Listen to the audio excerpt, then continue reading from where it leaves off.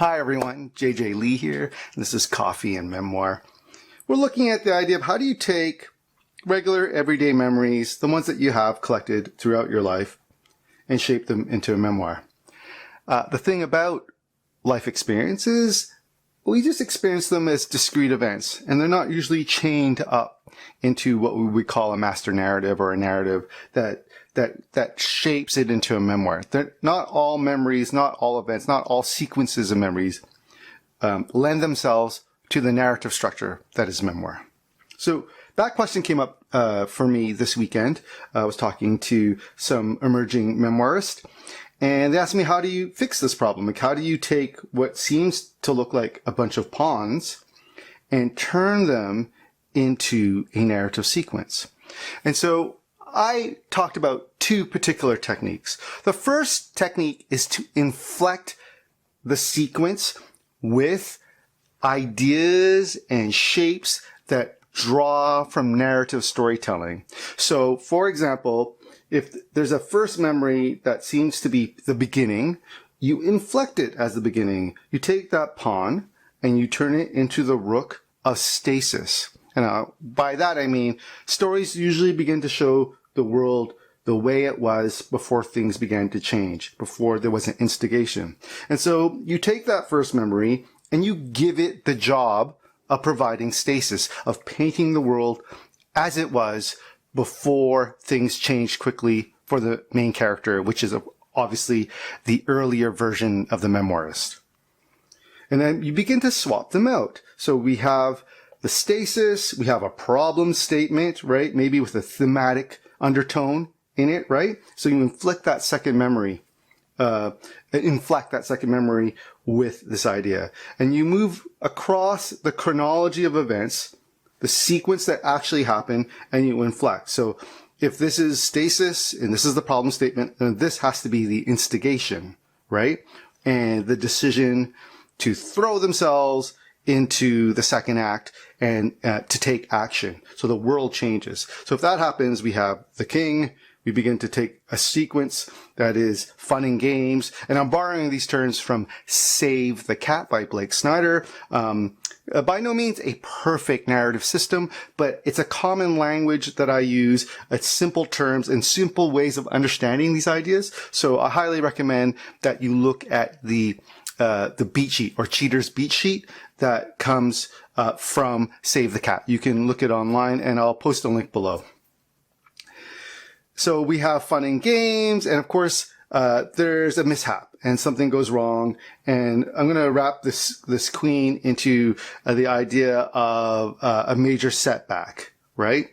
Where the bad guys are closing in. And then finally, this is the end of the second act. It's the long, dark night of the soul. And then, there comes a new determination to take on whatever challenge faces the protagonist and engage it finally. And so we swap out all the pieces and we inflect them, as we should, into a narrative. Now, that's very convenient. And some memoirists can just do this immediately because there are situations in life that lend themselves to narrative structure. Not always, though.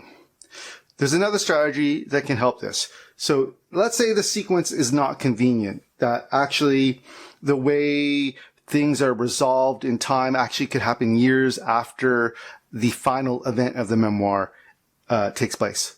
Now that's a pretty funny way of putting it. So let me get these pieces out of the way and let's get the pawns back on the board. When I meant that a plot is resolved many years after the sequence occurred, what I mean is that memoir writing also involves the act of reflecting upon the past event.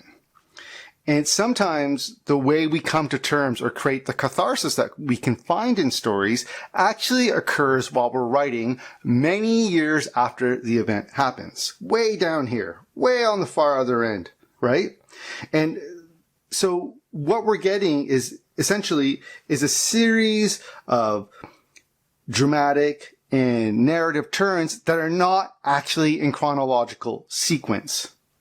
So in that case, I argue to keep them out of order, to not break narrative structure. I think you should always stick to narrative structure. You're going to need a stasis moment. You're going to need a problem statement. You're going to need instigation, and then you'll have fun and games. And then after that, you're going to have a setback or a false victory, and the bad guys will close in as these are the terms from Save the Cat.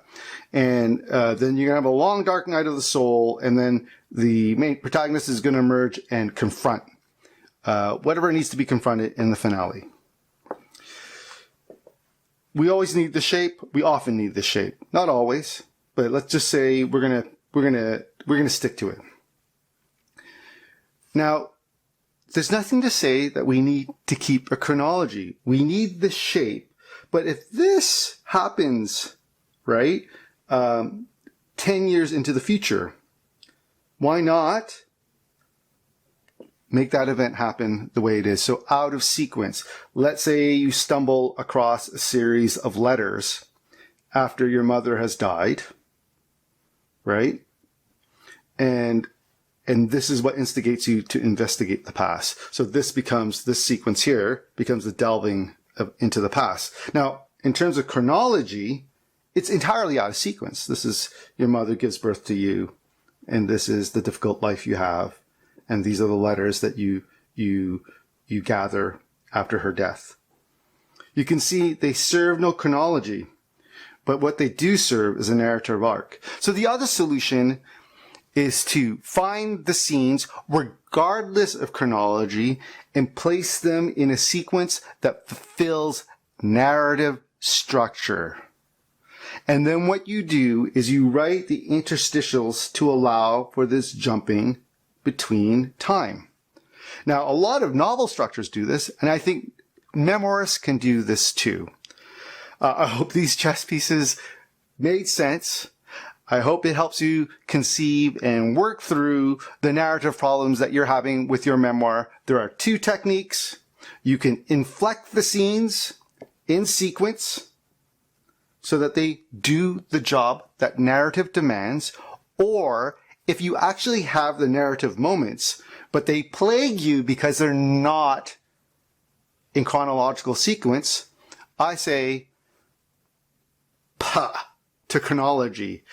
Take the narrative sequence and place those events in appropriate narrative sequence, regardless of technology, and then find the means to join that disparate and very chronological scenes together through the act of memoir itself. It both ways work, and it's a great way to give your story shape. Happy memoir writing.